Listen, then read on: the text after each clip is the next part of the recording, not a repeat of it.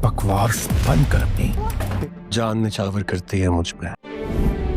Proof चाहिए तुम? तेरे घर में घुस के तेरी गवर्नर बना दी आज। दुनिया में मेरे लिए आपसे ज्यादा कोई अहम नहीं है। तुम्हारा शौहर घर पर नहीं तो क्या बात हो सकती है? आप मेरा सारा जहां है। जब मैं यहाँ आई तो आपकी भतीजी मेरे शौहर से इतना करीब क्यों थी? आज भी मरती है मुझ पर।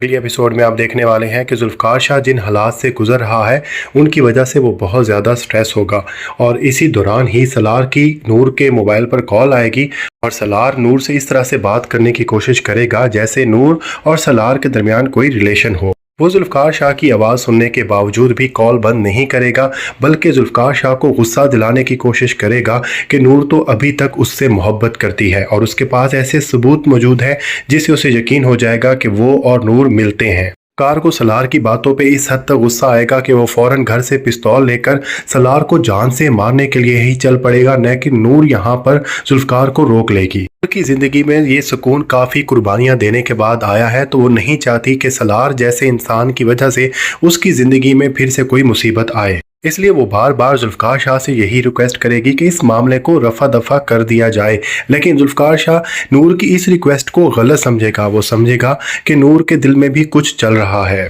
वो नूर को भी काफ़ी ज़्यादा बातें सुना जाएगा जिससे नूर को तकलीफ़ पहुंचेगी, लेकिन फिर भी नूर पूरी कोशिश करके सलार के घर जुल्फ़कार को जाने से रोक देगी। लेकिन शाम के वक्त जुल्फ़कार शाह को इस बात का इदराक होगा कि उसने नूर को जो बातें की हैं वो बहुत गलत की हैं। वो नूर से माफ़ी मांगेगा और नूर भी उसे एक मरतबा फिर से इस बात का यकीन दिलाएगी कि अगर वो जुल्फ़कार शाह की ज़िंदगी से जाने की बात करती है तो सिर्फ़ और सिर्फ इसलिए ताकि जुल्फ़कार शाह को उसकी वजह से कोई मुसीबतें ना उठानी पड़े और वो जुल्फ़कार शाह से बहुत ज़्यादा मोहब्बत करती है। इस वजह से सलार की ये कोशिश कि वो नूर और जुल्फ़कार शाह के दरमियान दरार डलवा सके मुकम्मल तौर पर नाकाम हो जाएगी। दूसरी तरफ आप ये भी देखेंगे कि फ़राह सलार के रूम में जाएगी तो उसके साथ फ्लर्ट करने की कोशिश करेगी और सलार भी यहाँ पर फ़राह के काफ़ी करीब होगा। तो इसी दौरान ही अरुष्मा आ जाएगी।